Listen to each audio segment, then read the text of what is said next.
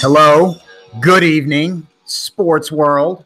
The Angry Hacks podcast coming to you live on a Thursday. And Mike, I'm not going to say a beautiful Thursday because I know you both having a rough time up there. Oh, got like a foot of snow. But actually today was, once the snow was over this morning, it was like almost at 45 degrees, nice, sunny, melted a lot of this shit. So it kind of was a beautiful day. I'll give you one. Well, I feel for you. 4 nor'easters in a row. Oh, Can't be fun. Ryan Stanley, how we doing today, bro? All right, man. The same thing here. Snow's melting away a little by little, and it's a lot better than it looked last night, I'll tell you. Yeah, well, that's good, guys. I hope you don't really get hit any harder. Please don't. I'll tell you one thing, though, before we get going. This morning here, it was actually chilly here. It really was. It was 32 when I woke up this morning, which has been very cold here.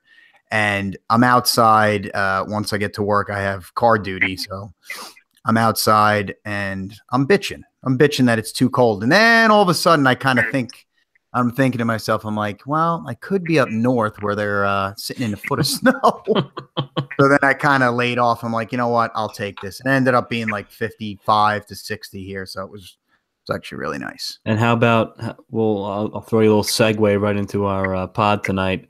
We have a foot of snow on the ground, and opening day is in 7 days. Yeah. Could you believe it? It's come pretty quick, and I just feel like spring training just flew by. Yeah. And so let's get right into it, man. Today we're previewing the National League. A couple weeks ago we previewed the American League. It's a good time. So we're gonna do the same thing. Let's start in the West, guys. We'll move up. We'll go West, Central, then East, so we can talk about our Metropolitans at the end. All right, so we got the West. Rye, why don't you kick us off here, man? Who's that bottom feeder in the West? Well, the bottom, this is a pretty good division, but I'm saying it's still the Padres, even though in this division they probably had the biggest offseason splash. At least they spent the most amount of money on a free agent, Eric Hosmer. And that's really what I want to talk about. Eric Hosmer comes to San Diego from Kansas City.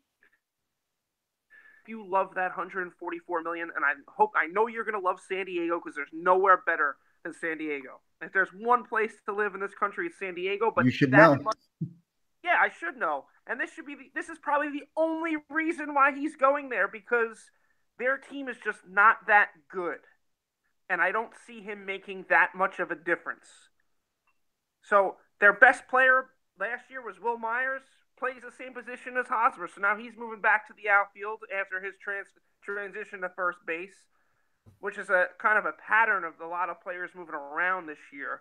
But they add Hosmer, they bring back Chase Headley with the Yankee trade that they made, and they bring in Freddie Galvis. But are we really expecting the Padres to contend with the likes of the Dodgers and the Diamondbacks and the Rockies and the Giants for this division? No, probably not. So this is the end. This is the bottom of the division. Yep. I think you hit it on the head. I mean, I think the story for the Padres was Hosmer, 8 years, $144 million. It's a lot. I mean, and Ryan, I know you like to point to the years. Mike, you too. The years, the 8 years they gave him. How old is he? Hosmer, he's got to be. Should be around 28. Yeah, I was gonna say late 20s. I don't know. It's that big contract age, right? 20, 28, around 28 probably. Yeah. So, I mean, that's really who we're talking about when it comes to this team. Did they get a little bit better? Probably. But like you said, Rye, this division is very, very good. It's a very good division. Couple of teams at the top. If I were to put, 1 through 4, if I were going to put the fourth team, it's kind of a toss-up. So I'm gonna go to the Rockies for a second. I'm gonna go to the Rockies. When I look at the Colorado Rockies, you obviously think of offense. It's always been offense because where they play, Coors Field. But they have, for me, a really good three-headed monster in Blackmon, Arenado, and LeMahieu. What do you guys think? Yeah, those guys can hit anywhere. Yeah. You know, you even look at their splits. I mean, I think a couple of those guys had better years away from Coors Field last year. That team can flat out rake. Obviously, Coors Field helps, um, but we'll know. The success of that team will just hang on pitching like it does every single year. I feel like uh, it's tough to pitch in that park. I get it. And that's probably part of the problem that no one really wants to. I mean, if I'm a big free agent arm, you ever going to sign with Colorado? I mean, kind of, in a selfish kind of way, you really wouldn't want to. I mean, have they ever had like a top line guy? I Like, can't. right? Yeah. No, they did, and it was very short lived. Hibaldo Jimenez, Yeah, remember Ubaldo, right. he had that like 1 or 2 years in a row. Right. But And I think, but even him, I mean, once the league started to really catch up to a lot of more hard throwing guys. I mean, the fastball wasn't beating enough guys. He's a fly ball pitcher, and then completely just went the other way for him. And this team just has to pitch. They have to find a way to pitch. Well, I'm glad that you mentioned the offense because I'm going to mention the pitching. And good. by the way, Pedro Estacio might be their best pitcher of all time, and that's terrible. That's terrible. Right. Remember that guy? But at home, in that ballpark, But anyway, you're right. They're not going to get the Mike Hampton like they got from the Mets because after Mike Hampton signed with the Rockies that year, it basically shut the door on any free agent pitcher signing with them. I think maybe they had Darryl Kyle once too, but that shut the door on anybody ever going there again, any starting pitcher. Because what they have now turned their attention to, and smartly did this, they went and spent over $100 million this offseason on bullpen arms. So they signed Jake McGee for 3 years, 27. They signed Brian Shaw, 3 years, 27, who has the most appearances in baseball out of the pen since 2013. He's a good pitcher. And then they bring in Wade Davis. Yep.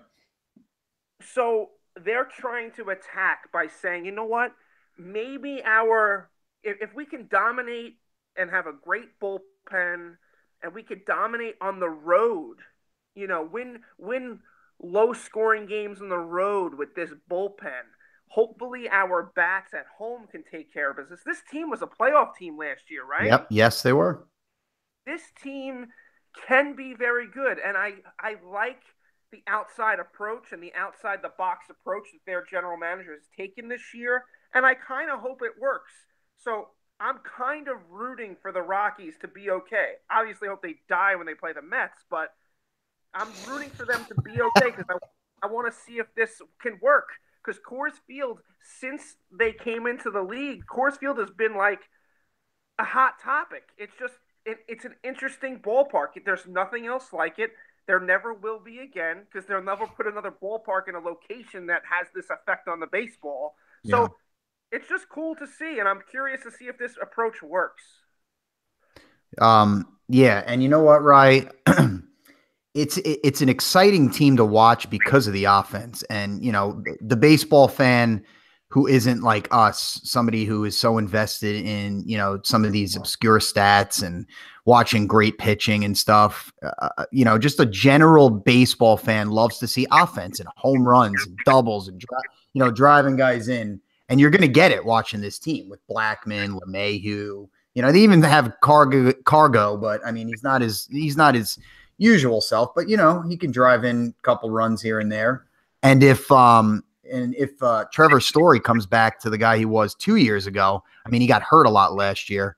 Then his team's going to be very, very exciting to watch. Now it's funny that you say, Rye, before we go to the next team. Funny thing you say that they're kind of hinging on that bullpen because they spent a lot of money on that bullpen this offseason. So that means, do you think that means that they're looking for 4 innings out of their starters, and then go to your bullpen there? I don't know because before you say anything, my thing with that is going to tax the bullpen big time. I don't know. I don't. That's not a great strategy to use, to be honest with you. No, I don't think that's their strategy, Rye. I think their strategy is there's basically nothing we can do at home. Let's build this bullpen to be dominant on the road. So on the road, you expect your starters to go, and no team wants your starters to go 4. It would be at least 5. But if your starters can go 6 on the road, and you can get those 3 guys and McGee, Shaw, and Davis out there, maybe you can win some extra games on the road this year with your pitching staff that you couldn't do in previous years. Okay, that makes sense. But this team will be exciting offensively. It really will. Just like they were last year. And, that took them to the playoffs, that offense. So, Mike, we got Padres, we got Rockies. Who's next? Let's go to the Giants. It's not the typical Giants we're used to last couple of years. I think with this team, you still have Bumgarner. Last I checked, he didn't fall off a quad this offseason, right? No, he's good. So it should be good. He's probably, he's already hit a couple out in spring training, of course. Mm-hmm. He will be fine. Obviously, some new faces in town. McCutchen, Longoria. So, can the Giants kind of get back to, playoff baseball with these new faces? We'll see. Behind Bumgarner, the starting staff, doesn't really excite you, if you're asking me. So we'll see what kind of depth they can have behind Madison Bumgarner. He should be like Ohtani, by the way. He should. Well, he can't DH. They should find a place to play him the other on his non-pitching days. You're right. Because he could be the best hitter in the lineup. Yeah, yep. That's unbelievable. Unbelievable. Well, my thing, and you mentioned it, I actually think that they do have a guy behind Bumgarner. And I think the trade deadline last year, holding on to Cueto might loom large for the Giants this year. Because he didn't have a great year, but Cueto has been dominant for many years now. And he's coming off a year. But I expect him to bounce back. And if you can have a 1-2 of Bumgarner and Cueto, you can compete with anybody. Yeah, you can count on Cueto. And then they added McCutchen and Longoria, like you said. They added Tony Watson to the pen. And then they still got I called them, this is the seasoned vet team. When you run through the names in this team, you're like, oh, these guys have been around for a long time, but they're all pretty good. Yeah. It's McCutchen, Longoria, Austin Jackson, Hunter Pence, Buster Posey, Tony Watson, Bumgarner, Cueto. The team, I think they have Melanson too, right? Isn't he their closer? They're pretty good. Yeah. But I think it depends if Cueto can bounce back. Let me ask you a question. I mean, other than Bumgarner, their pitcher, their prize pitcher, you would have to say their prize possession on the offensive side, or the position players would be Buster Posey. He's their kind of franchise guy. When does he make that move to first base to lengthen his career? Well, that's the issue. Brandon Belt is there. Yep. And he's been there a while. They like Belt. Now, Posey does get some at-bats there, here and there. He did last year. He did a little the year before. But like you said, it's not that full-time move. And if Belt's there, I don't know if that move's going to happen like it did with Mauer. I don't think it's going to happen like we think it will. Because they've tried to keep Posey, the day game after a night game. They don't play him there. They might play him at first or give him the day off. And I know a lot of catchers have this, but like you said, this is their prize jewel. And it's curious. I'm curious to see, like you said, what's going to happen there. But I don't think it's going to happen this year because they went all in on getting these seasoned vets and former All-Stars to compete this year, and they can't take the Belt bat out of the lineup as well. I agree. And I think you hit it on the head. It is kind of like a seasoned vet type team. It really is. It's guys that have been around there a while, and then they grab two veterans as well that have been very good in the league for a while now. I think it's going to be a solid team. And anytime you're led by a pitcher like Bumgarner, if he can stay healthy, he's going to give you a chance to win. He's definitely going to give you a chance to win. And that franchise is always energized.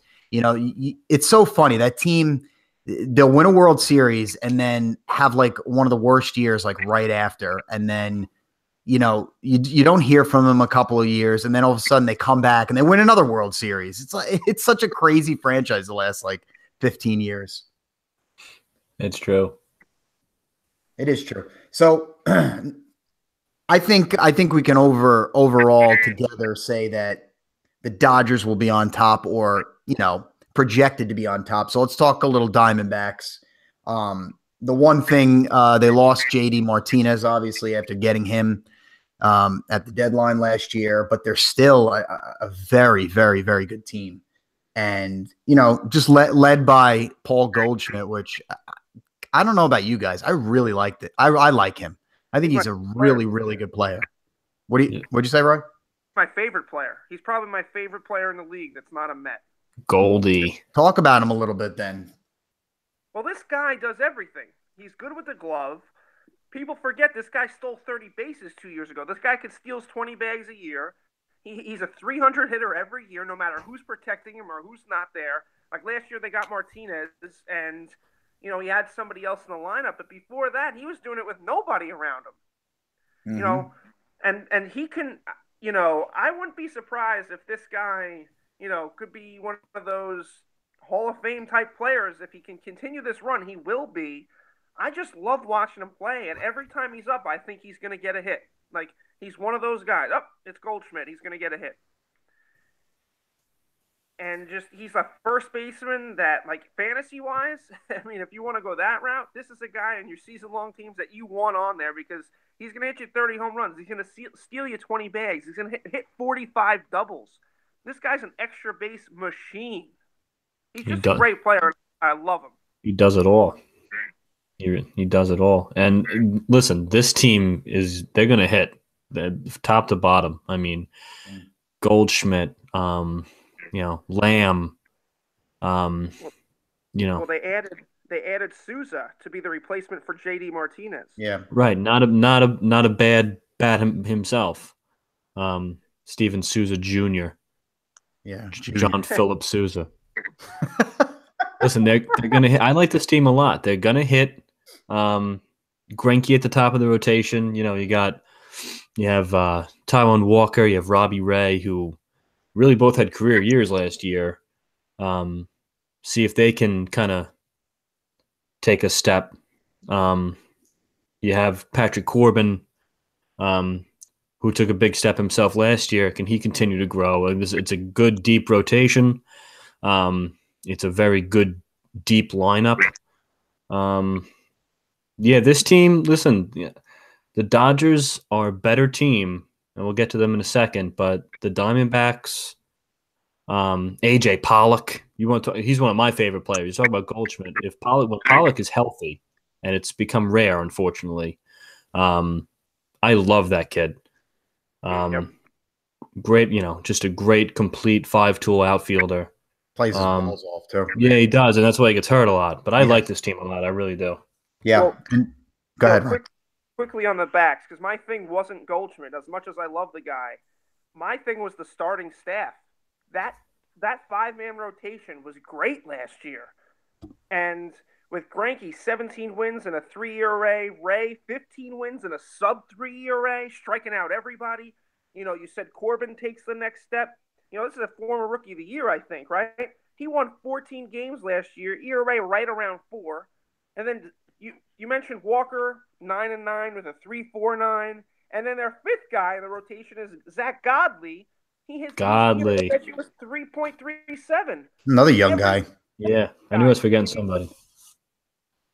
Right. You're right, man. I mean, as good as that offense is and how many weapons they have, that pitching staff is going to take them to the next level, I think. And it's funny you guys mentioned Greinke because I found something quite interesting the other day. He was pitching a spring training game. It must have been a week or two ago. And I keep seeing these tweets from, I can't even remember who the guy was, but it must have been a guy that was at the game. And Greinke was topping out on his fastball at between 84 and 86. Oh, no. That's a little concerning. It's a little concerning. That's really low. That's That's Tim Lincecum territory. Yeah, and that's like getting towards Jamie Moyer when he was like 48. Remember how slow that guy threw? He was like throwing, I don't know. It was just like flying saucers up there. It was crazy.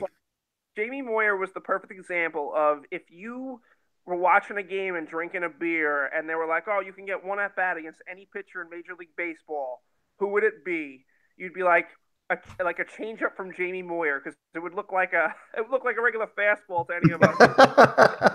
Might have a chance. But yeah, I don't know. That's just something I saw, and it's a little concerning, you know. But they have such depth that he can kind of, you know, sneak in there and be like the third or fourth guy. I don't know. I mean, you know, you brought it up. You broke down the numbers, and they're a good staff, man. Sneaky good staff. You know, people don't really talk about them. I love that staff. That's my big takeaway. I love that staff. It's a good takeaway. It's a good takeaway. It's good staff. Yeah, let's get to the Dodgers now. Team that went to the World Series last year. You know, one of the better World Series I've ever seen. It was a very, very good World Series, and this team is just, for me, they're loaded. They are loaded. From guys like, you know, young guys like Seager and Bellinger, and you know, I'm telling you guys, the beginning of the season last year. I was almost positive that Yasiel Puig was done. He just looked like he was done. He couldn't hit anything. He couldn't hit anything. He really couldn't. I can't even like explain it. And didn't he get sent down to the minors too? Didn't he get sent down? Yes. Yes, he did. He got sent down, and then he came back, and like towards the playoff push is when he started like really hitting well. So maybe he kind of needed that little, you know, downgrade down there.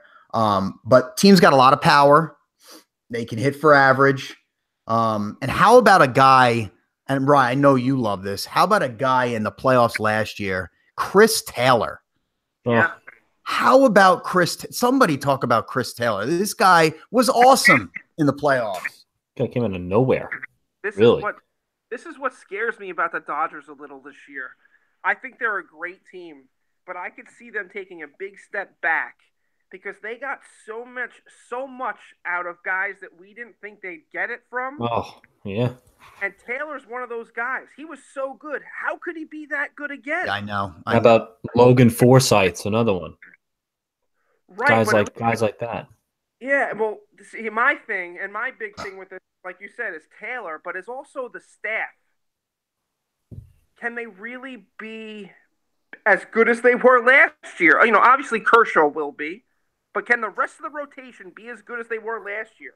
Yeah. Alex Wood, 16-3 with a 2.72 ERA. Yeah. Can he be that good? And you know what?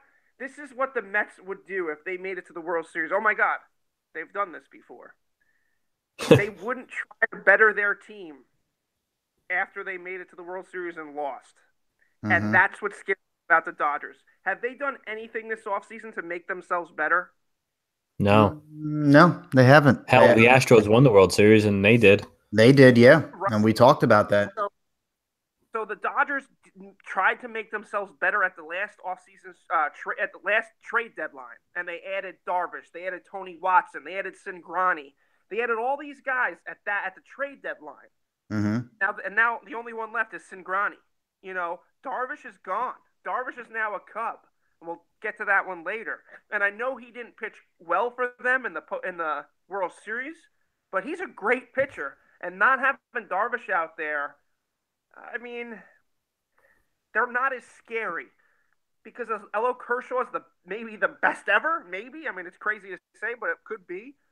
Are you scared of Hill and Wood? Wow. Are you? No. Wow. Let me just interject for 1 second. I know it has nothing to do with baseball, but 66-65 Loyola on top, had the ball, 6 seconds left, just jacked a 3, 69-65. Oh! Loyola.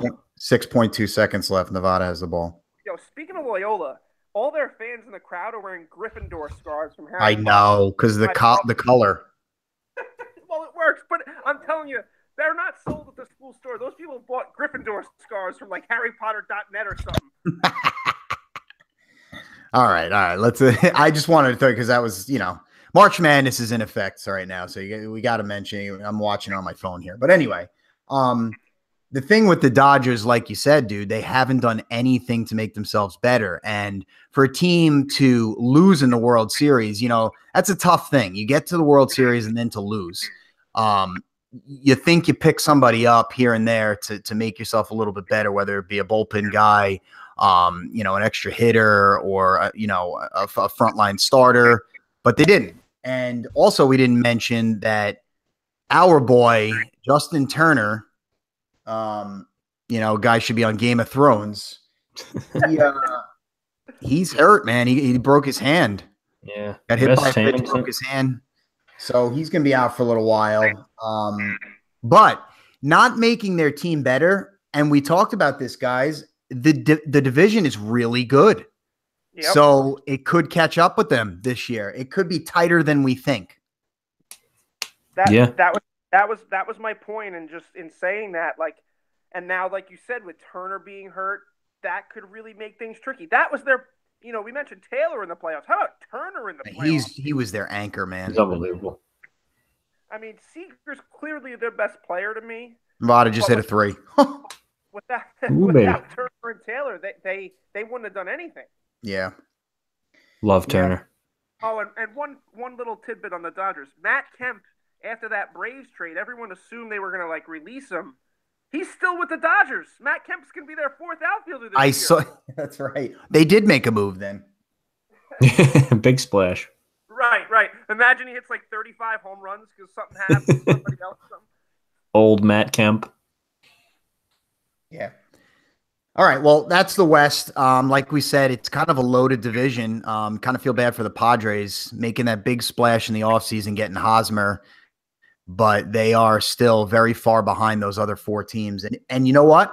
It's going to be fun to watch, guys. It's going to be really fun to watch as a baseball fan. Because any one of those 4 teams, guys, if I were to say right now that any one of those 4 teams can win that division, would you argue with me? No. The one, no, I can't. I can't argue it because it could happen.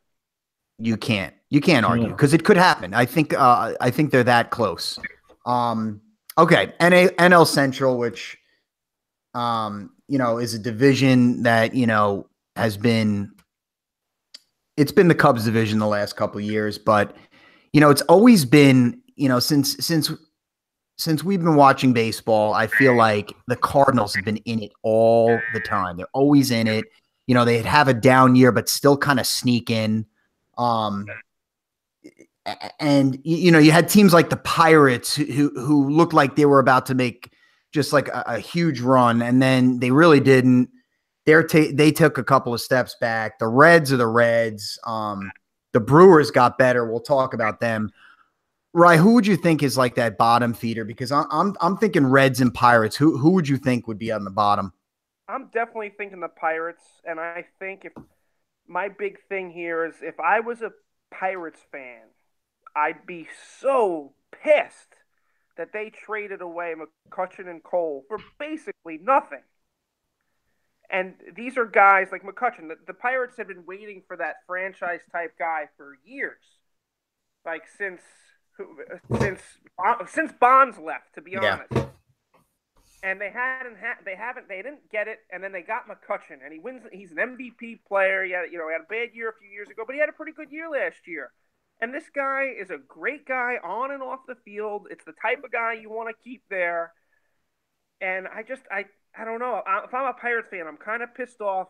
You didn't get anything for him. You're running out Ivan Nova as your number 1 starter this year. You try to trade Josh Harrison to 10 teams in the offseason, and he's still there. He's got to feel like an unwanted man. And I just think this team is just destined for the bottom of that division.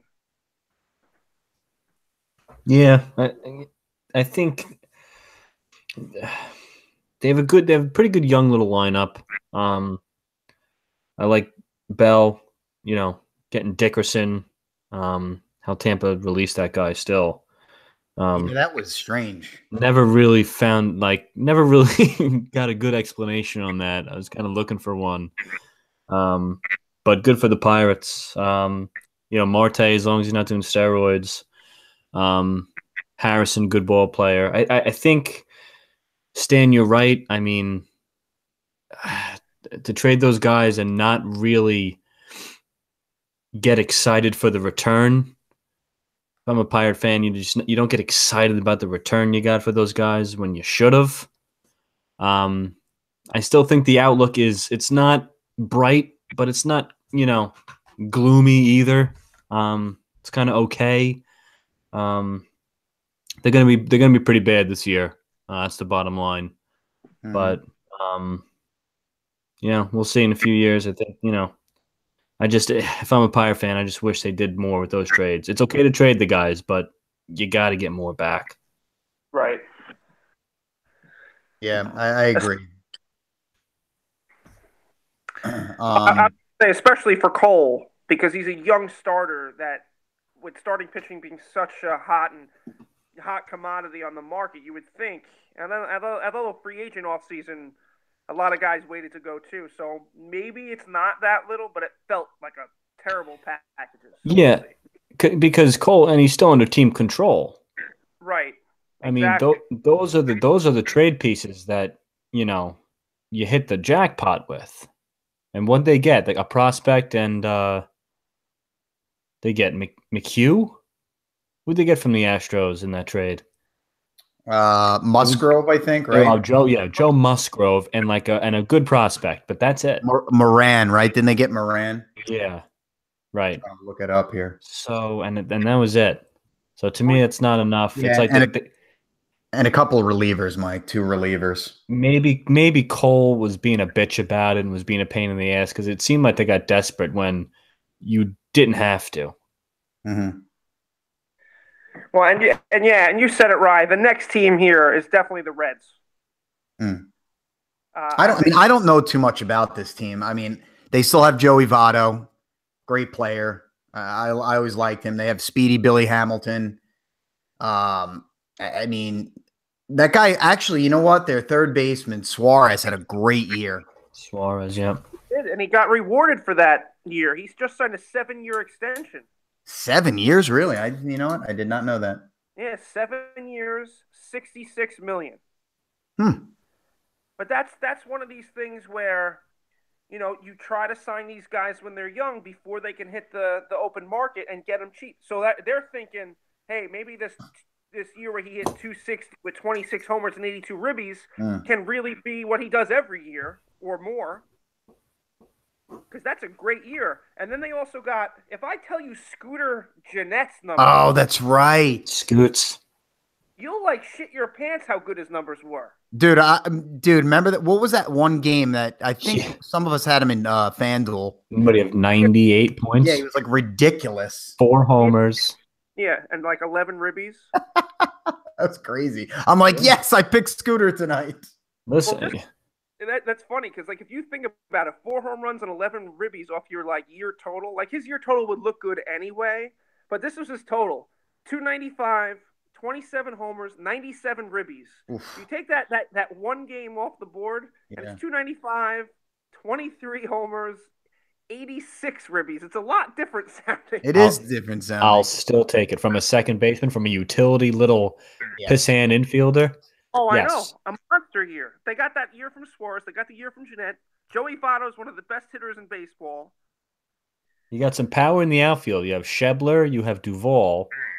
And then they got speed with Hamilton and Pereza, that shortstop. Right. The Reds are very similar to the Rockies to me. They're good lineup. They're going to score 1 million runs because that ballpark, That's another one. Yep. It's a little league stadium. Yeah, that's another one. But same thing. Can they pitch? And they're not going to. I mean, they're very young. They're very young. The kid Castillo looks legit. Yeah. We'll see what he has in store for his sophomore year. But I mean, guys in that rotation. You have Homer Bailey. You have that guy Finnegan. DeScalfani. The bullpen's got the close is okay. Iglesias, I guess. The middle relief is puke. They're going to give up 1 million runs. they'll score a lot, but they're gonna give up a lot more. I agree. Can you guys name their manager? I think Crickets. I can picture his face. Pretty basic name, Brian Price. Brian Price, right? Damn it. Well, yeah. Well, you know what Brian Price needs to do this year? Honestly, if you want to win games, you have to go up to Billy Hamilton at the beginning of the year and say, you need to lift your on-base percentage by 50. And your goal this year, Billy, is to steal 100 bases. Listen. Because what's the point of having the guy? And I say this because there's games where he'll reach first and he'll steal second and third. And then there's games where he'll reach first like 3 times in a row and not move off of first base. Yeah, he's an odd bird when it comes to stealing bases. It's weird. The guy should be penciled in for 75 every year. But if you want to steal victories, if you play that Kansas City Royals baseball from a few years ago, run. And that guy Pereza, their shortstop, could get you 35 steals. Run. You have these other hitters on the team. Joey Votto's a masher. Yeah. And so what do you want Billy Hamilton to do? Run. Run, Billy, run. And Votto's such a good hitter. I mean, you can get cute with Votto a lot. You can put on hit and runs. Oh yeah. And Joey Votto will do it. He'll slap it to the 5-6 hole, no problem.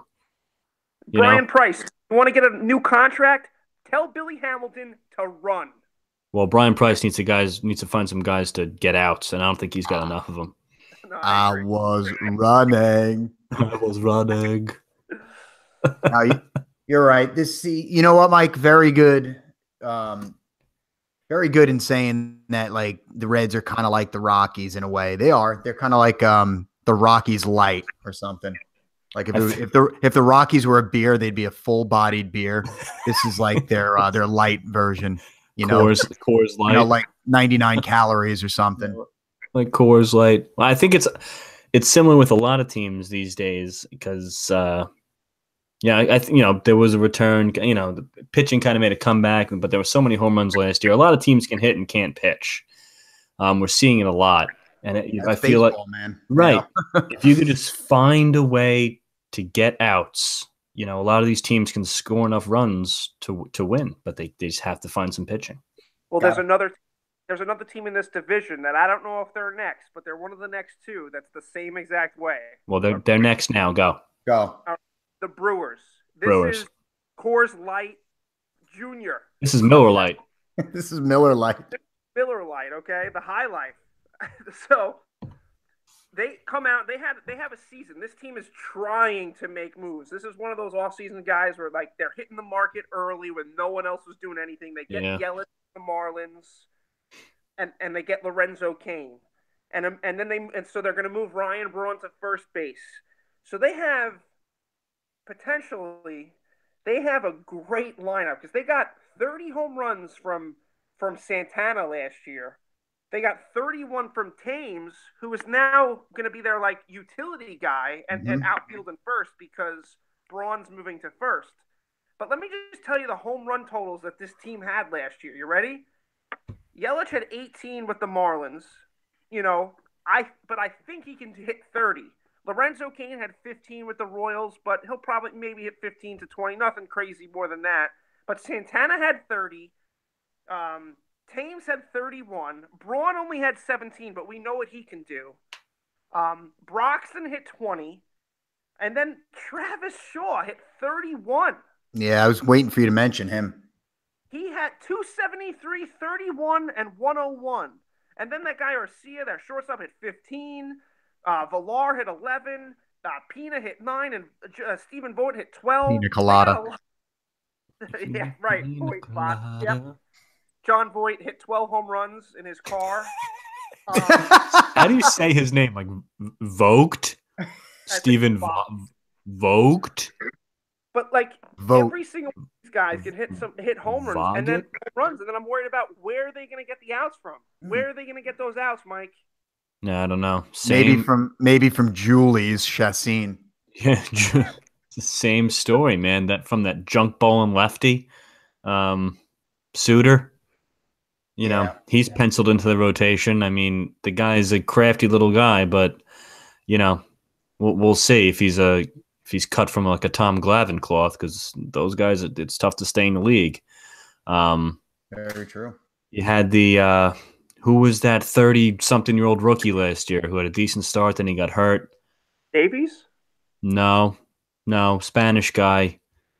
His name is escaping me. I'm blanking too. It's like Guerra, wasn't it? Junior Guerra, yeah. Senior. Yeah. Senior Guerra. It's guys like that up and down. So, yeah, Kyle Davies, right? Isn't he on the staff? Yeah, yep. They're number one. Well, you know what? You guys are forgetting they had Jimmy Nelson, who's hurt. He was kind of their number one, and he's duty. He's another piece of duty. Right. But like, I think he was like their number one. Yeah, he was good last year. He was pretty good, but he wasn't anything special. Yeah, but if like we said, if this team could just get a guy to get an out, that's impressive, because their staff is not good. But this offense could be dynamite. They had 3 guys hit 30 home runs last year. Then you add Yelich and Kane to it, and Braun fully healthy. Yeah. But their best thing of the offseason that I got to mention before we move to the next team, did you happen to see their Sandlot reenactment? Yes, I watched that. Yes, I did. Stephen Vogt played the part of Ham Porter, going Yabo and losing the ball. Great. I was waiting for Ramirez to start like saying things, and he didn't really say much. Yeah, you would. Yeah. Yeah, I guess it is kind of like it's another one of those teams that can hit, and they're going to really be hard pressed to find some outs. The next team, like I mentioned them before, guys, the Cardinals, they just seem like they're always in it, just always in it.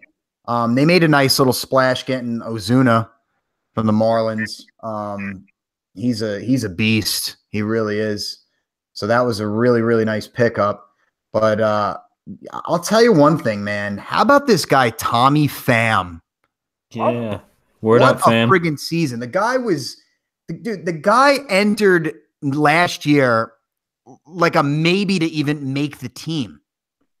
And he just had an unbelievable year. He hit over 300. Dude, his on base was over 400. He was awesome. He was super clutch too. I saw he had a couple of game-winning hits, a couple walk-offs and stuff like that. If he can continue, and what I've been reading from the scouts and the scouts and the God, what am I trying to say here? The staff, the coaching staff. No, just the analysts, like the baseball analysts, they say that this guy's the real deal. He's not a backup. This guy's a starter. Yeah. Yeah, he played like it, and they have a good outfield. You throw in Fowler along with the two you mentioned, Ozuna and Pham. It's good outfield. Great outfield, yes. They're great. They're going to be great defensively, especially up the middle. You still have one of the best behind the dish, and a great offensive year from Molina last year. Holy cow! Did he? He had a little resurgence. Really made a big difference on my fantasy squad last year. Of course, named the Angry Hacks. Had to plug that. Have my draft tomorrow night. Actually, getting really psyched. Good luck, bud. And I would love to draft him again. I really would. Well, it's funny. He can still play. Well, he's another guy though that is a future Hall of Famer. This guy's a Hall of Famer. Yes. Mm-hmm. Oh, yeah. Yeah. Which is crazy. I hate him, but he is. I mean, defensively, at least in our lifetime, it's Pudge and him for me. He's that good. The infield, Matt Carpenter. Carpenter had a down year, but we know he's a good hitter. Colton Wong, Jed Jerko. Paul DeYoung. My guy is Paul DeYoung. Well, he better be a guy. Freaking the new Met killer, Rye. Yeah, a natural. DeJong. There's too many Met killers. Every team has like a freaking Met killer. The Mets have died too much. Right. Like it started back with like Willie Stargell and just kept going from there. Kept going. But Paul young. They did the same thing the Reds did with Suarez. I believe he got a nice, young contract to, Little so they extension. can have him for many more years. But he had 285 last year with 25 home runs at shortstop. That's good. Yeah, he's pretty solid. He's a good young player. Good young player. And it's Paul DeYoung, by the way, guys. DeYoung. Pronounced DeJong. I like I like the starting pitching. I don't like the bullpen on this team. Love Carlos Martinez. He's very good. Wainwright's still hanging around. If he gives you anything, it's a plus. I like Waka, like Luke Weaver. Really good young starter, one of the better ones in the league, in my opinion. The bullpen, I think they're going to have Luke Gregerson closing games to start. See how that works out. I like Gregerson, but he's not a closer. Exactly. I think he's out of place, but they don't really have a choice. Right. Just going down the bullpen arms here, you got Lyons, Leone, Brett Cecil, Bowman, Tui Viola or something like that. Is that Bud Norris? I mean, these are not good names, unless some guy comes out of the woodwork that I don't know about. That doesn't breed a lot of confidence, that's for sure. No. But, like I said, guys, this team's always a team that's just there. They're always there. They're always making a push for the playoffs. Even if they don't make it, they're always close. And, Mike Matheny, since taking over for LaRusso, has been a very good manager. He's a very good manager. Yes. So this team will be there. I have confidence they will be there at the end, whether in or out. They'll be right there. And of course, top of that division is projected to be the Cubs, and should be another really young, good team. Fresh, 2 years from the World Series win. You got guys like Chris Bryant and Rizzo and Addison Russell, Baez, young dudes that this team is probably going to be primed to be good for a while. And their rotation is good too. How about Kyle Hendricks last year? Holy cow. Yeah. Well, even going back 2 years. Yeah. He kind of started that. He had a good year 2 years ago, but he really pushed it in the playoffs. And then it just spilled over until last year. And he had an excellent season last year. Oh yeah. They also picked up Quintana. And you guys mentioned it before. They signed Darvish. So this is a team with a good offense and some good pitching. So they're going to be a tough team to beat. Yeah. My biggest thing with the Cubs is who is going to kind of take the reins of ace on the staff with Arrieta gone. I mean, will Lester do it? Will Darvish do it? Darvish, we got to wait and see with Darvish. It's not like Texas is a tiny little market, but once the bright lights were on, Darvish was not good. Point. He is a good pitcher. We talked about him. I like him, but can he step up and be an ace? Can Kyle Hendricks be an ace? I mean, who is going to do it? I mean, unless you're all going to be kind of number 2 type guys and everyone has a pretty good year. I think that works. I think that will still work. It can. I mean, you look at this with an offense they have. I think look at the Cubs 2 years ago. I mean, all 5 of those guys they had 2 years ago, they never missed a start. They were all good. Lester, Lackey, Arrieta, it was unbelievable. We saw last year that shit just doesn't happen a lot.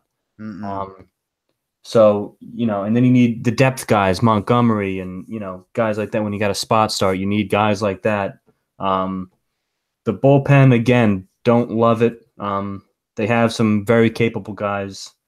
You got Carl Edwards Jr. The race car driver? I was going to say the racer. Right, I know. I always think of that.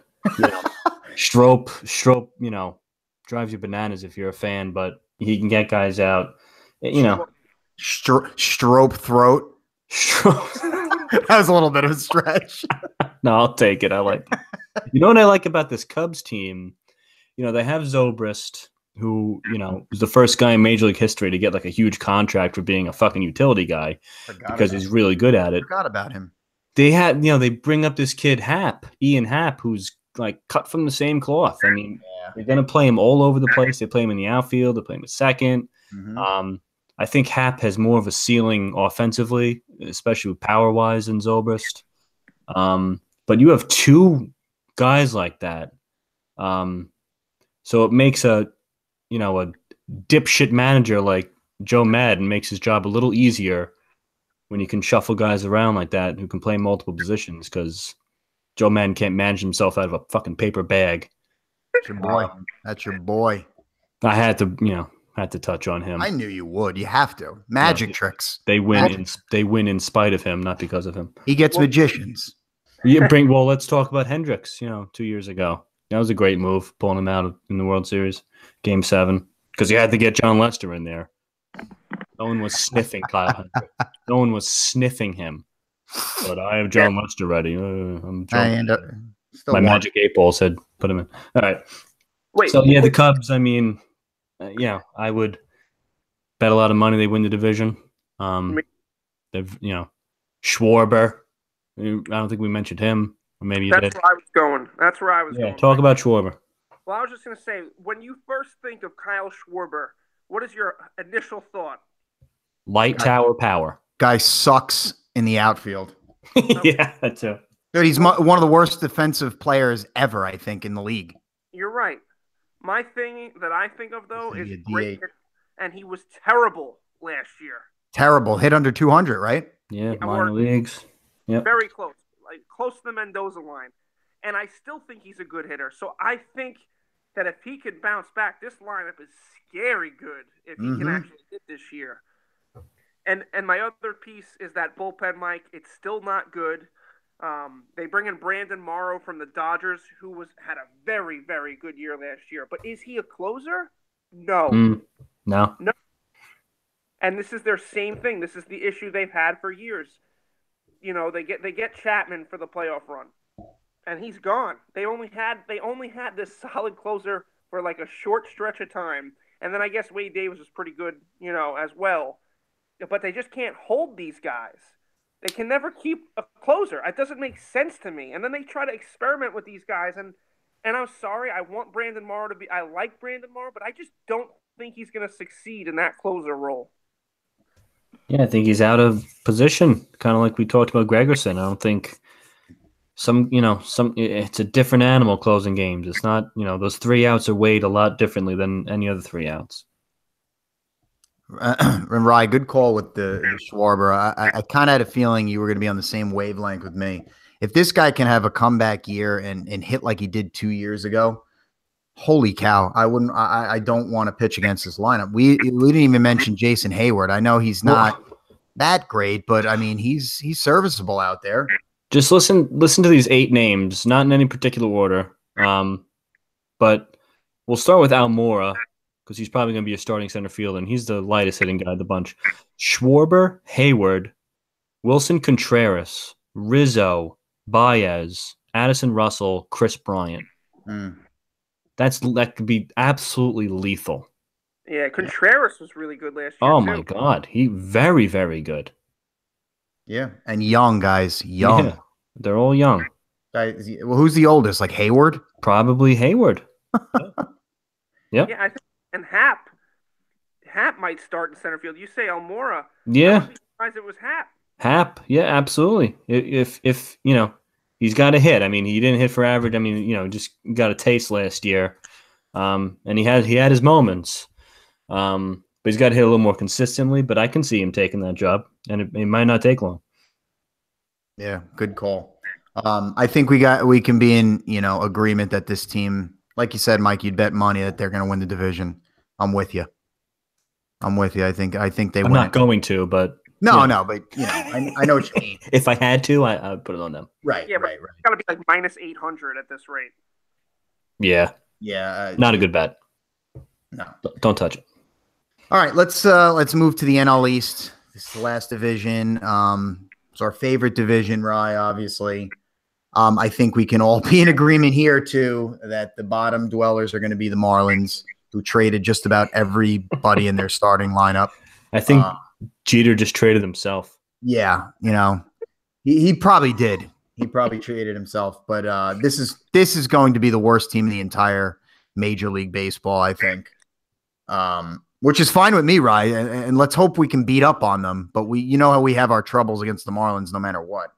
Yes. But I mean, this team's got Justin Bour, Real Muto, Starlin Castro. I mean, Cameron Maben, and Shmova. You know that guy. It's not a good team. They traded everybody. They have a pitcher named Odris Sommer Despagne. I love that name, by the way. Gotta love it. Great name. But they're just, I mean, Don Mattingly's got his work cut out. I mean, if they can win, 50 games, I'll be surprised. Yeah, and Don might get fired because of it, and it won't be his fault. But no, it won't be his fault. The way this organization is run, they may fire him by June 1st. With one of the worst ballparks too. Oh God, yeah. I mean, it's rough. There's nothing going right. I don't feel bad for Jeter. I don't, because he knew what he was getting into. Or maybe he didn't. But it's such a contrast. I mean, Jeter was just, his character and his legacy was just so untouchable, and it's just gone to absolute dog shit once he stepped on the other side of the line. It's unbelievable how bad this is going. They haven't played a game yet. Well, the funny thing with him too, you're right. And this is his first time, obviously, owning a team, and it's the interesting parts is going to be after year one. Like where does this team go? Right. Where does this organization? Yeah. What is the 5-year plan? Do you have a plan? I don't know. Exactly. We don't know. So it'll be more interesting after this year, where they're set up to go. I agree. That's my take on that. Yeah. This season's just a punt. I mean, it's going to be ugly, like you said. Right. What do you think about this team? I think one thing. Okay. This must be the most frustrating franchise in baseball history. Yeah. They come in and won 2 World Series, and this must be their 8th fire sale. In you're right. 25 years, 8 fire sales in 25 years? It's unbelievable. I'd be so pissed off. And how about they finally lose that dipshit Jeffrey Loria. They finally get rid of him, and then like you said, this perfect. I know Jeter's not like the main owner, but he's their face. Right. So Jeter comes, and it's like you think or you hope that maybe this guy will give us some credibility. It's been exactly the opposite. It's so bad. People they had a big. I don't know if they had that big public meeting with Jeter. I don't know if you guys heard about that.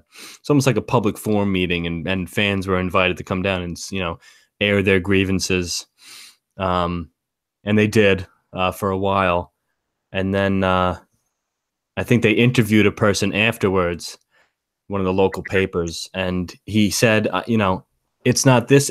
I'm not ready to say this yet, but I almost want Jeffrey Loria back. Can you imagine that? Can you imagine that? Like, he was the worst of the worst.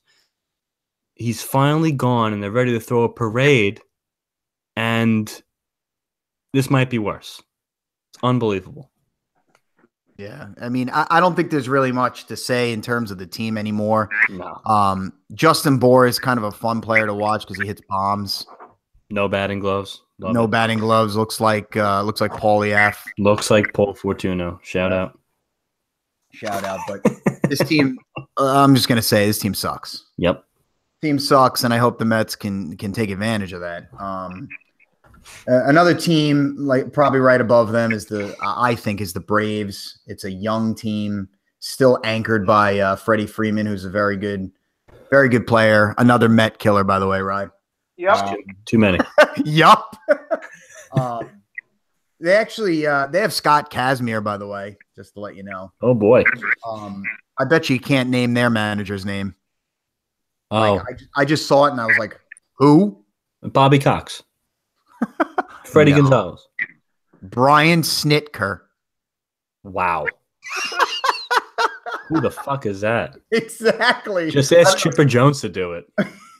No, Snitker. Snitker? Never heard of him. What No. are we doing? You know what they're doing? You know what they're doing? And I got one thing to say about it. They're still paying Nick Markakis. Yeah, That's it. he's on the team still, isn't he? Yeah, he's still on the team. They're still paying him, and nothing has changed over many of the last 3 years. Yeah. They you know what? What I'm going to leave off with, and I'll let you talk after. The one thing they do have going for them is their future. They have one of the better farm systems in all of baseball, and if they do the right thing, which I hope they don't, if they do the right thing, this team could be pretty damn good within 5 to 7 years. I don't know. I'll let you guys talk though. Well, Acuna. I mean, Matata. Acuna Matata might be their battle cry. I mean, he's the cream of the crop. He made the team. Ronald, right? Ronald Acuna. Ronald, yep. McDonald. His middle name is McDonald. And he is he a corner infield, third baseman, or outfielder? I think he's a third baseman, right? Right, third baseman. So I thought. I think a big thing with the Braves for this year, and he's still part of the future. Dansby Swanson was lost last year. Awful. We're talking about number 1 overall pick just 3 years ago. And remember, drafted by the Diamondbacks and traded like right away for Shelby Miller and a bag of balls. And Shelby Miller has been bad the few times he's actually been healthy. Although it's looking kind of like an even trade right now. When that trade happened, I said the Diamondbacks are the dumbest fucking people on earth. Maybe they knew something. Maybe they did. And this is a big year for Dansby Swanson. Huge, yeah. Because when he had a taste 2 years ago, he did pretty well. Then he was handed the keys last year, and he was lost, and he never found it. So I'll be keeping an eye on him this year for sure. What do you think, Ryan? What do you got to say about this team? I don't really have much. I mean, their bullpen's duty. This is another team, Teheran, the Mets have had trouble with. But other than that, okay, this is a team that the Mets should get some wins against. Mm-hmm. This is another team that the Mets need to beat up on. And I joke about Nick Markakis, still getting paid. He's old, but he's still a good player. It's just that he makes so much money that it looks bad. But this guy still hits 275 every year. He doesn't hit for power, but he's a professional hitter. And I don't know why some other team hasn't picked him up. I'll tell you why. He doesn't make so much freaking money. And I just find it funny that they're still paying this type of guy when the rest, everyone else on their team is young, except, basically a prospect, except for Freeman. Right. It just doesn't make sense that they're going to keep running Markakis out there to start every day in left field. I don't know. It's weird.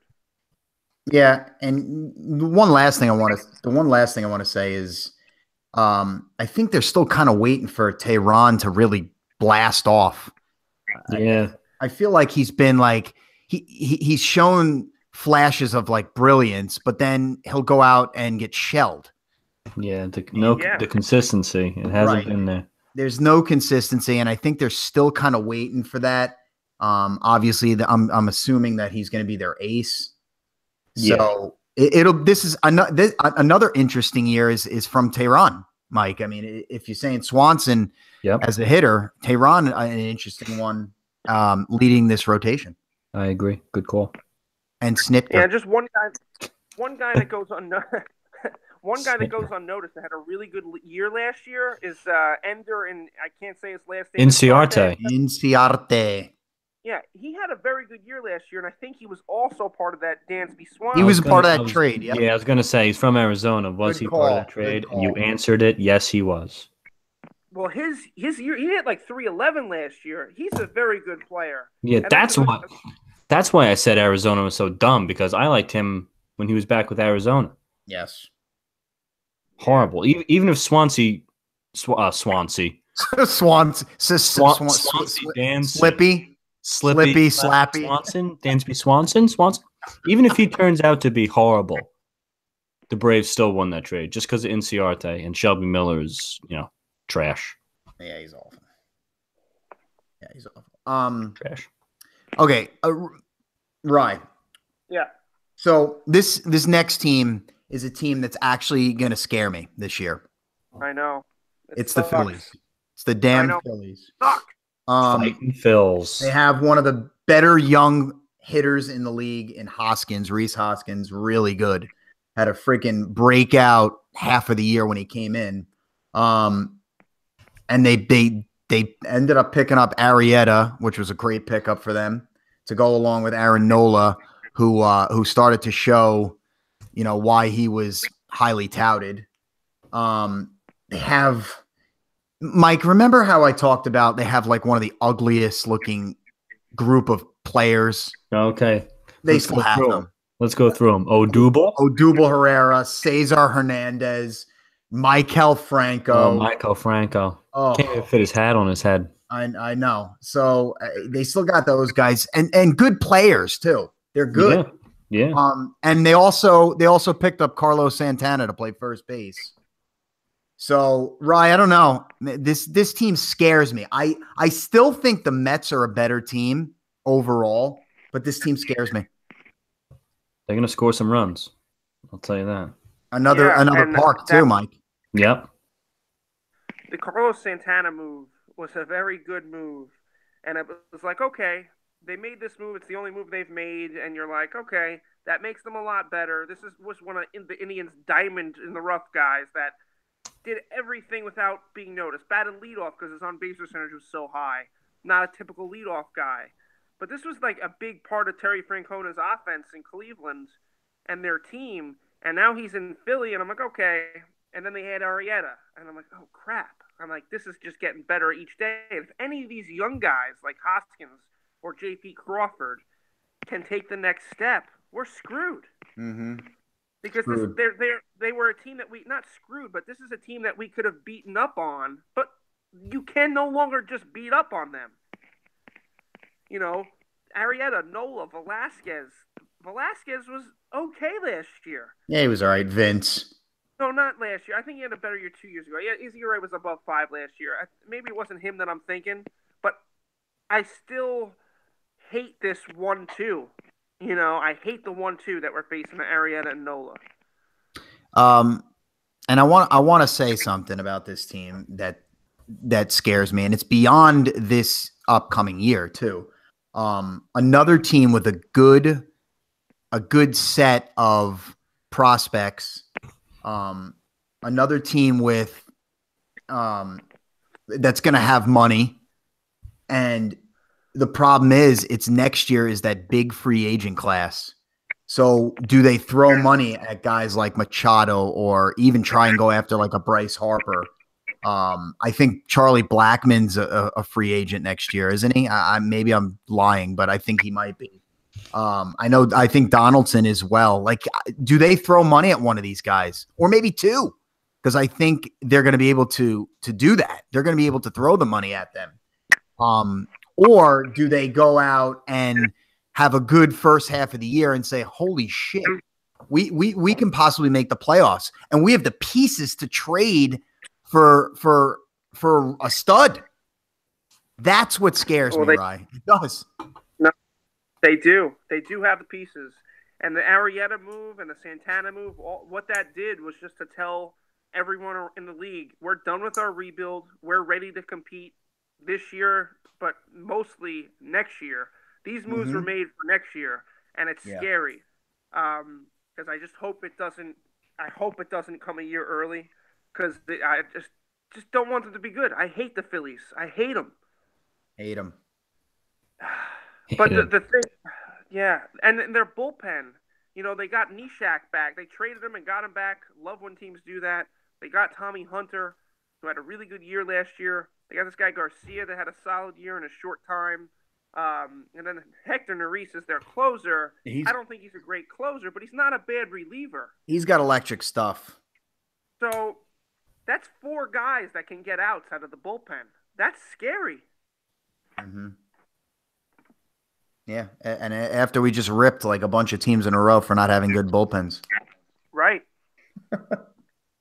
Yeah. All in all, that team's it's a scary team this year and beyond, which kind of sucks. Let's hope the Mets can try and take care of business and be the better team than them. Obviously, we're going to do the Mets last, guys. So let's move on to the Nationals, who I can't stand with a passion either. But unfortunately, they're going to be a very good team. And Mike, I know you're on the same boat as me when you get these like magazines or these analysts and they pick who's gonna make it to the World Series and who's gonna win. I just laugh at them because it's just stupid projections. And Sports Illustrated, I saw Sports Illustrated said it was going to be Nationals Yankees with the Nationals winning the World Series. Fuck that. Well, let's win a playoff series first.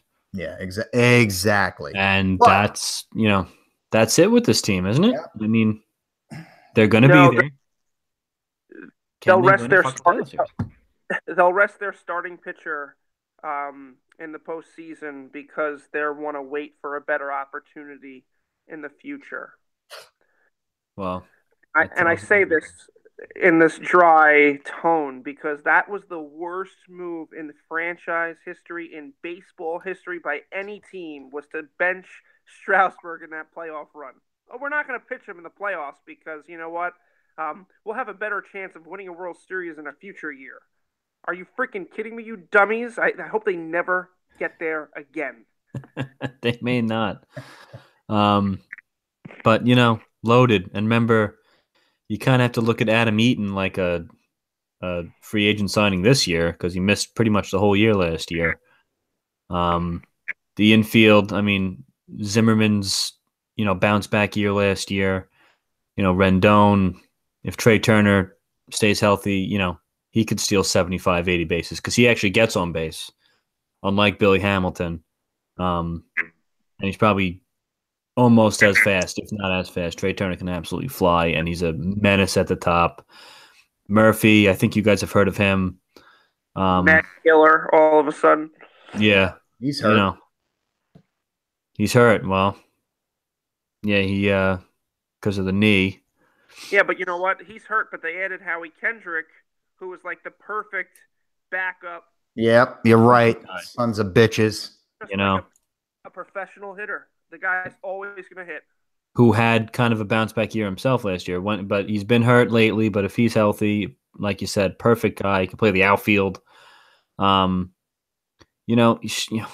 Strasburg's year last year. Scherzer we know about. Gio, Roark's a nice 4. And the bullpen, I mean, we talked about teams with no closers. This team has 3, really. I mean, between Doolittle, Madsen, and Kinsler, I mean, they're not really household closer type names, but they are all very capable of closing games.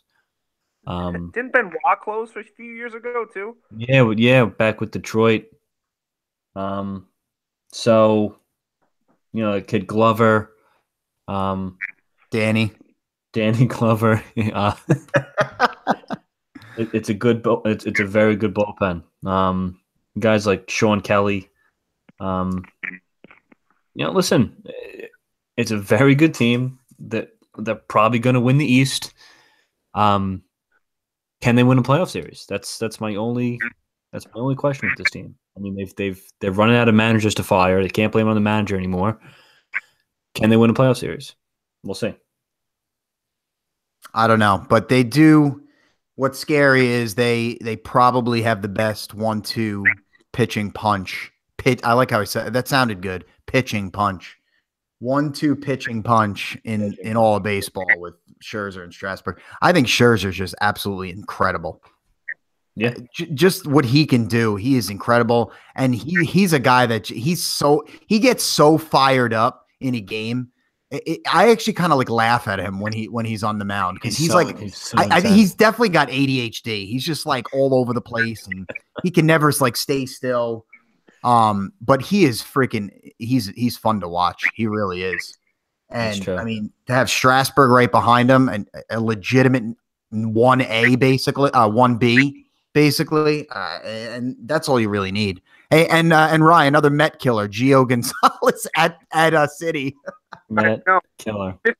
15 wins and a sub-3 ERA last year. The guy's good. Met killer. How are the Mets still alive? They've been killed so many times. But you know what's funny, Ryan? I don't know. This one cracks me up. I feel like these last couple of years, the Mets had trouble against the Marlins. They always had trouble against the Marlins. I think number one, always with the Phillies and Braves as well. I feel like they played the Nationals the best. I really do. I mean, they lost a lot of games against the Nationals, but I think they played them the best. Yeah, we had a stretch of games where we couldn't beat them at all, and then I think the last year and the year before, we just started playing well against them. Mm-hmm. Basically, except for when Daniel Murphy was at bat. But I mean, he got a hit against us every game. Every freaking game. No, I think he missed one game.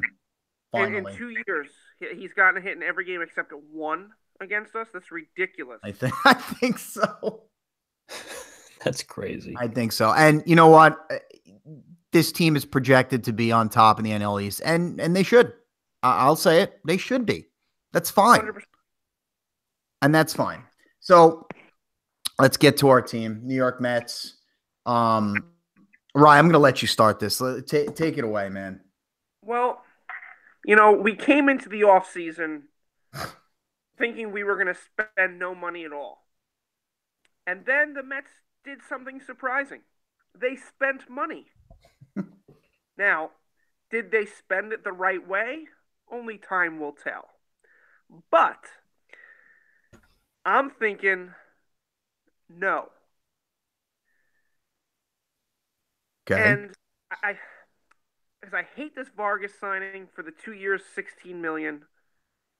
And now he's hurt, so now it's looking like that signing could really bite us in the ass, but whatever. For Vargas to be good, he needs to eat innings, and if he's not healthy, he ain't doing that. And then he needs a lot of stuff to go his way. He's not going to dominate. He's not going to overpower anybody. He's a soft-tossing lefty type of guy, and I just don't love that signing. I like Frazier as a guy. I like it. I might like his bat. I like his personality. His defense is okay. He could be great. I just think that there might have been other guys out there that I would prefer. The Jay Bruce bringing him back for that money was great. Swarzak, the 2 year, $16 million. Am I sold on Anthony Swarzak? No. I'm scared of our bullpen. I think our bullpen sucks. It's awful.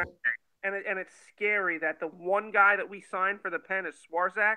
Just freaks me out a little bit. Now, maybe the best offseason signing we had was Adrian Gonzalez. And the reason why I say that he's the best, he might suck. He might be gone after the first month, but because it costs no money. And with the Mets, with a team that has to worry about money all the time, I feel like maybe we spent it the wrong way. Now, I didn't fully go out there and say, oh, well, for this much, if we didn't sign Swarzak and Vargas, we could have signed this one guy, And I didn't go out and do that, but there's guys that we could have signed. That's $16 million a year if you put those contracts together that we could have spent on somebody else. So someone that potentially could be dominant. We just saw, Lance Lynn get 1 year, $12 million. I think he's better than Vargas. I don't think he's dominant. You saw Cobb and Arrieta go late. Arrieta made $20 million a year. Why not maybe go out for him? It's only I hate that we're still afraid to go for the big guy. We keep trying to get these guys on bargain deals, and I'm afraid that none of them are going to work. I'm just afraid. I'm worried about it. But if they do work, this team could be very good. I'm so mixed on this team, it's not even funny. Ryan, I'm so with you. My number one concern right now, and I'm sorry for beating a dead horse, but it's staying healthy. Because we have not shown the last 2 years that we can stay healthy. And, we can crack jokes all we want about Ray Ramirez, it's reality. We haven't been able to stay healthy. And last year our pitching staff got decimated. A problem that I have is having to look at zebra hair Travis d'Arnaud behind the dish again because he sucks. I'm sorry. Well, that's one of my Go money ahead. spend. One of my money things in the offseason. Why not spend the money for Lucroy, who only got a 1-year deal in Oakland? No one wants to play in Oakland. You could have No. offered him half the money probably when he came to New York. No one wants to play in Oakland where the sewage is coming out of the freaking bathroom, the dugout bathroom, and they have to like skip over fucking duty when they go out to the mound. Stan, first of all, great little rant on Oakland there, but I loved how you said his name. Like you made his name sound like it was Lou Croy. Like his first name's Lou, his last name's Croy. But spelled L-E-W. Just Lou Croy. And a little side thing. Why the hell is their mascot an elephant? There is a story. I forget what it is. Is it athletics something to do? Do they have athletics at the circus or something? I don't know. I don't know. Is that just like a pseudo elephant name? Athletic? Tell you what, you guys keep talking about the Mets. Yeah, you look at. I'm gonna look that up. Let me do that. Go ahead, Rye. Keep going with it. Well, that's but you mentioned Luke Croy, and that's just one of the guys. No, I mentioned d'Arnaud. You mentioned Lucroy. Right. I'm sorry, d'Arnaud. But see, and d'Arnaud is one of those guys where some days he looks like he could be an all-star, and some days he looks lost, like he has a bag over his head while he's trying to hit, and it's like, damn, guy, just get it together. But with a Lucroy, you'd get a bat that you think you could trust. Maybe he has a down year, but he's good behind the dish, and that's something that d'Arnaud has not been. Oh, he's awful. And that's scary when you have when you're well, it's supposed to be our best thing is our pitching staff, but like you said, it's the health. But when you have these young arms that have come up the last few years, and DeGrom and Syndergaard and Harvey and Wheeler and Matz, you want to have a guy that knows how to call a game, a guy that can throw runners out, So a guy important. that can help you hold runners on first. Mm-hmm. And d'Arnaud doesn't do that, and that pisses me off. Yeah, and I brought him up because he is going to be a weak point of that lineup. And I mean more defensively than anything. But another thing I want to add that's going to be quite interesting. A guy that's having a really good spring, Brandon Nimmo. Okay. Is he projected to be our starting center fielder? Possibly. Sandy Alderson liked him so much that he would not trade for McCutchen because he didn't want to get rid of Nimmo. Right. That was a piece to that trade that the Pirates wanted, and Sandy didn't want to give up on Nimmo. He didn't want to give him up because he was that good. I'm using air quotes right now. But he better back that shit up then. Sandy, if you see something in him, I hope this freaking guy comes out of the woodwork and goes nuts. I really do. I'm rooting for him, obviously. No, I like Nimmo. Like I like him. He's like, I know he's a very spiritual guy. He quotes Bible verses every day. He seems like a nice guy. Yeah, but good. I think that he wasn't traded for McCutchen. I think that he also held up a potential Josh Harrison deal. Yeah. And I think that that's why we didn't get him, and that's why we turned our attention to Frazier, only because Alderson wanted to keep Nimmo. Mm-hmm.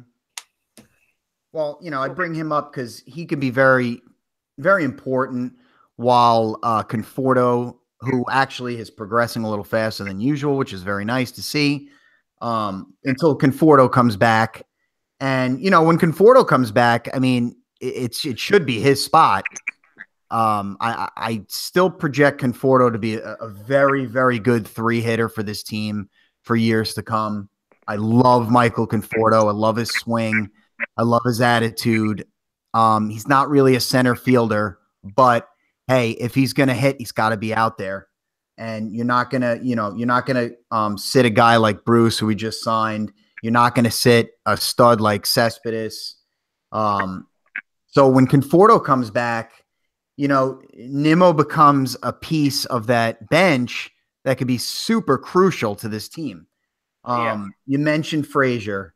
You mentioned Gonzalez, and I love that you mentioned Gonzalez being a nice little signing because he didn't cost anything, but he also could be that guy to groom a guy like Dominic Smith. Yep. Be a mentor and groom him and get him ready, because maybe Dominic Smith is not ready yet, which is fine. I mean, he's a little banged up too.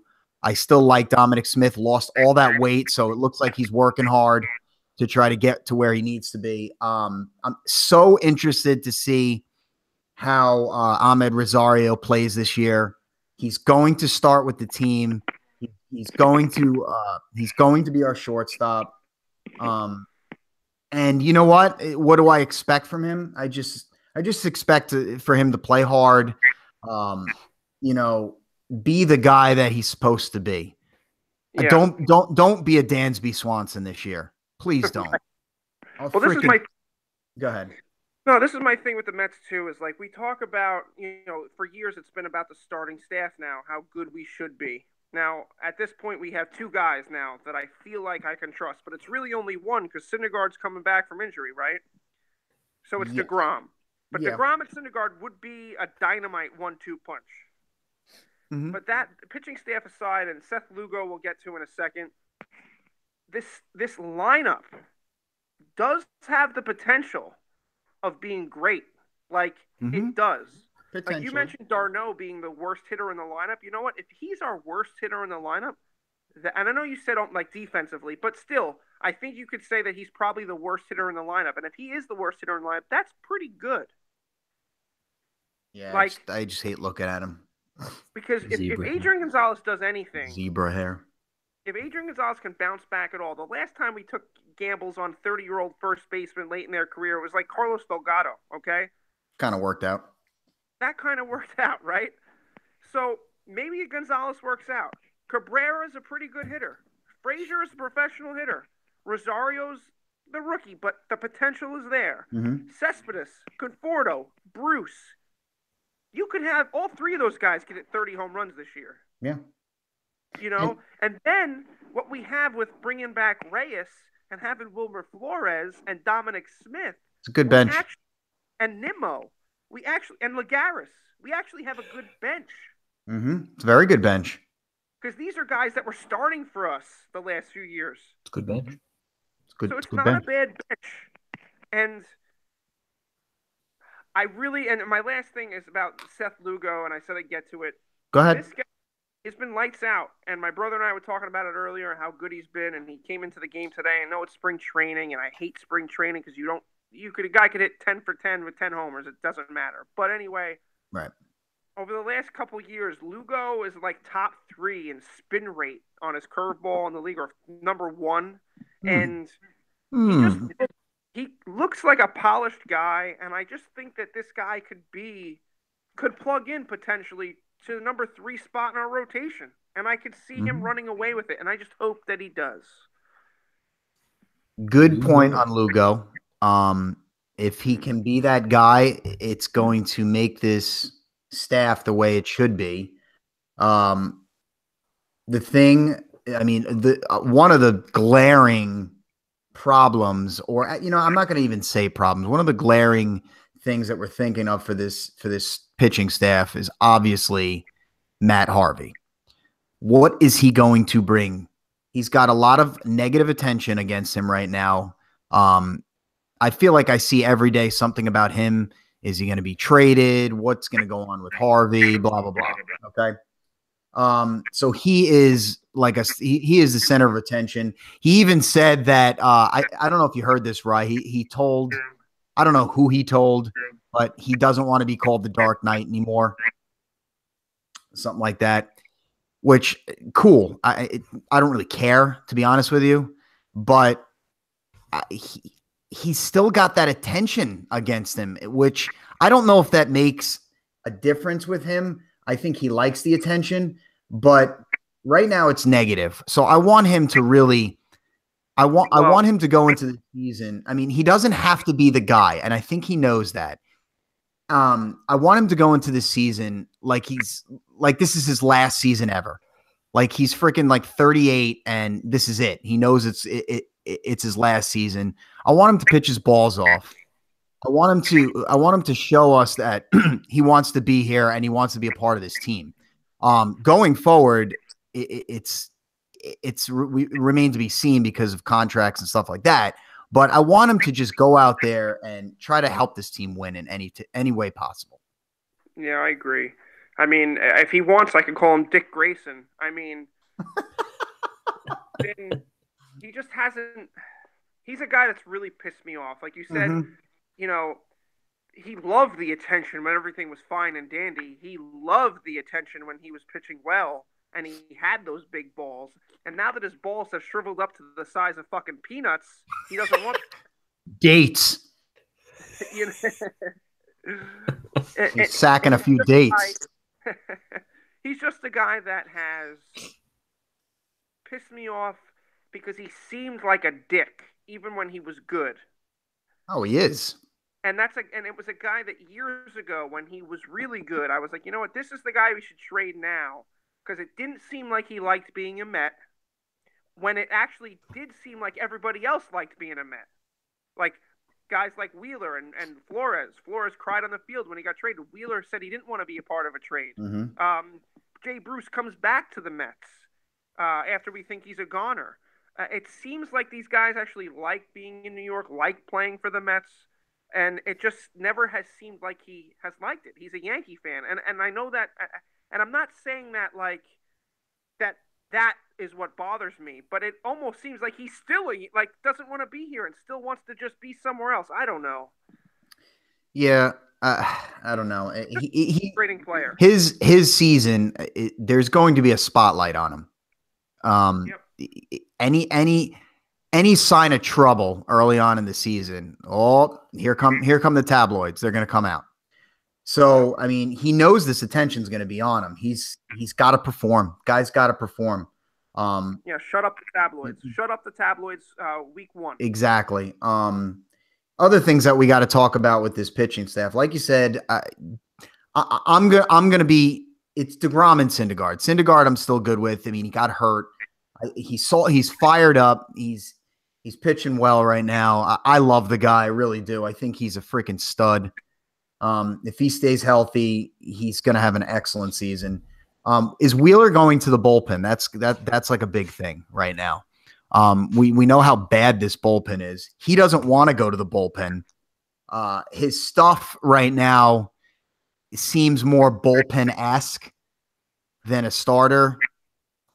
I mean, I don't know if that even makes any sense, but sure it does. Yeah, they've kind of mentioned to him that they want him there, and he doesn't want to be there. He wants to be a starter, which I get. You're a starter your whole career, and being asked to move to the bullpen, that could be a sour, leave a sour taste in your mouth. But if you're for the team, you'll do it, and I think he will if they ask him to. Another big problem I'm having right now, Steven Matz. Guy freaking blows, and he got lit up the other. I know, Rye, we talk about it, it's spring training still, but he got lit up. Got lit up the other day. He just doesn't look the same. I don't know what it is. I can't even put a finger on it. I don't know. Motts. I want you to just say Motts. I do. Motts. Steven Motts. What upsets me about Motts is that -Arella. is that I'm still the best thing about Steven Motts for me is that sandwich, and such a good sandwich. And that should not be the best thing. That should not be the thing that excites me about Steven Matz. It should be his pitching, because this is a guy we had bright hopes for. This is a guy we wanted to root for, a hometown dude, and I hope it can happen. And we're still behind you, Steven, but please, and it's spring training, so maybe he's working on something in those things, and he's not pitching the way he would in a game. But still, we need to see something. We need to see something right. Yeah. Spring training usually doesn't matter for the guys that you kind of know what you're going to get. Right. But there's certain guys where spring training, whether it's a kid trying to make the team or a guy like Matz who, with the injuries and the up and down performance, you want to see a little something, and it's been terrible. So his is to make the team. Like his spring team. Yeah, it's gotten to that point. I mean, it's, he hasn't done enough, not even close to warrant, kind of an auto spot in the rotation. So No, Yeah, Matt. Yeah. And on the flip side, right, Lugo has. Yep. Lugo absolutely has. I mean, Cespedes hit 2 bombs today, by the way, just to let you know. I know. I was 2 like, bombs. regular season, please. I know. He will. Listen, all in all, if this team can stay healthy, I know I'm freaking beating a dead horse. I know I am. But if they can stay healthy, the team that you have right in front of you, it's a solid team. Can it be a playoff team? Absolutely. Yes. If this pitching staff can drive this team and this lineup can be kind of a maybe they possibly could be a top 10 in the league. I don't know. They could if they can. Go ahead. No, I agree. I agree with everything you're saying. I'm liking what you're saying. We could be good. Could be. We could be. And one thing I want to leave off with, and I want to let Mike talk a little bit about too, because I want to hear an outsider's perspective on this team. But I'm very interested to see our new manager this year, Mickey Callaway. I like him so far. I like that he's a pitcher guy because these guys, they need that leader. And I think it's going to be a very interesting year with him, and I have high hopes for him. Well, Mickey, another first-year guy. Yeah. My question. Go ahead. Go. No, you go, Mike. You go. Well, if you got something quick, go. I got a couple things. No, I was going to ask a question to Ryan. Go ahead. Before you go off on this outsider perspective. By week 3, if there's one guy on the Mets that is going to piss you off the most, it's going to make your hairs turn freaking gray, who do you think it's going to be? Probably Mats, if he's there. Hansel Robles. Oh, God, he's a disaster. Why the hell is he on the team still? It tries me. That's what I want to know. That's all. I just had to say him once because he's a guy that I want to wring his neck, and sometimes like, oh man, he was dominant today, and it's like, dude, Hansel, him and his stupid big league chew.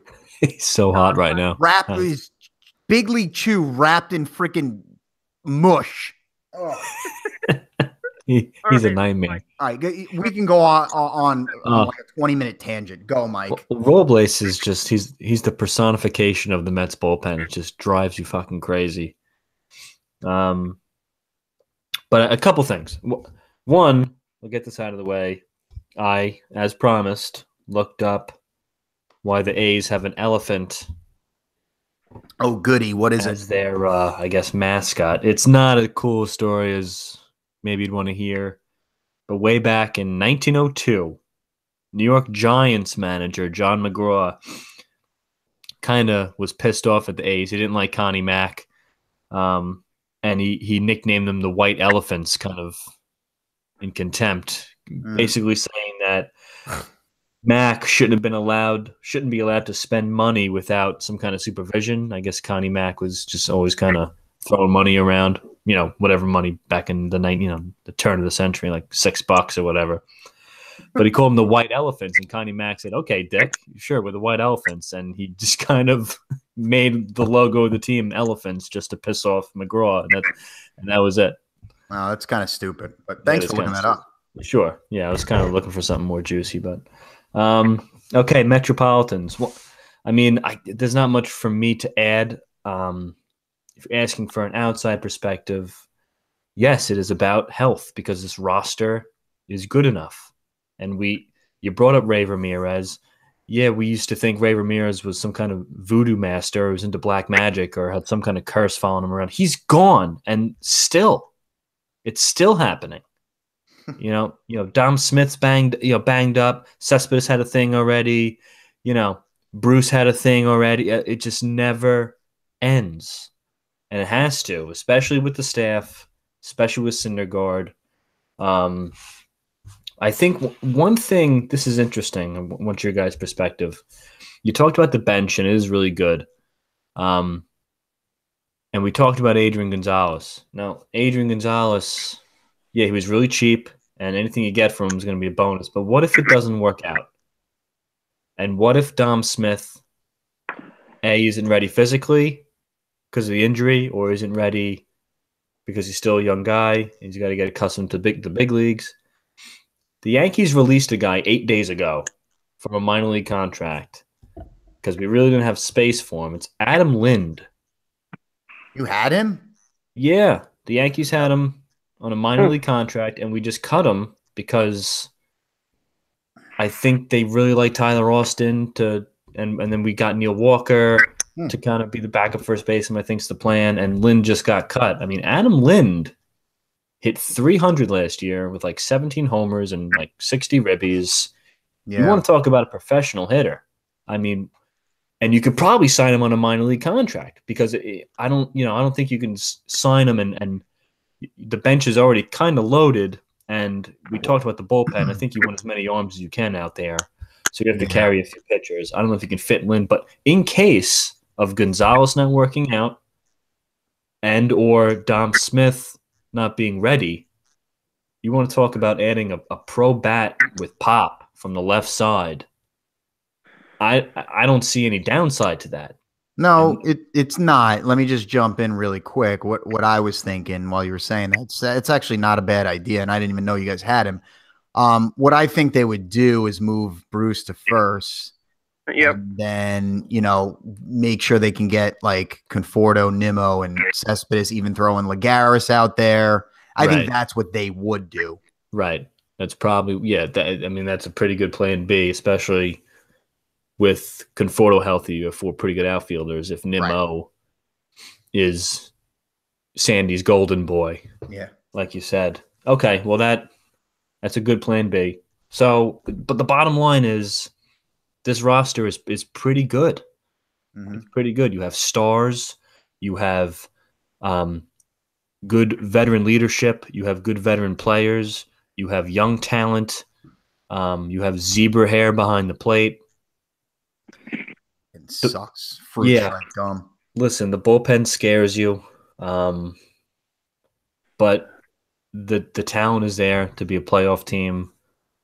They just have to avoid the big injury. Injuries are going to happen. You're going to lose a few guys, but it can't be anything prolonged, and it can't be anything to the big guys. And this team will be playing meaningful baseball games in August and September. I think so.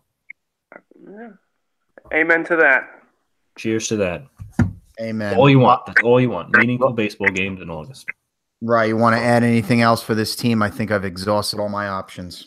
One thing. I just hope that maybe we can get something from one of those young arms we got at the deadline last year. Can one of those guys amount to something that we can use out of the bullpen? Okay. I like that. That's it. I like it. All right, boys. Well, it was an eventful National League talk. I think we hit it on all cylinders. It's going to be a fun year. I tell you, I'm excited. I know you guys are excited for Major League Baseball happening in a week. Pumped.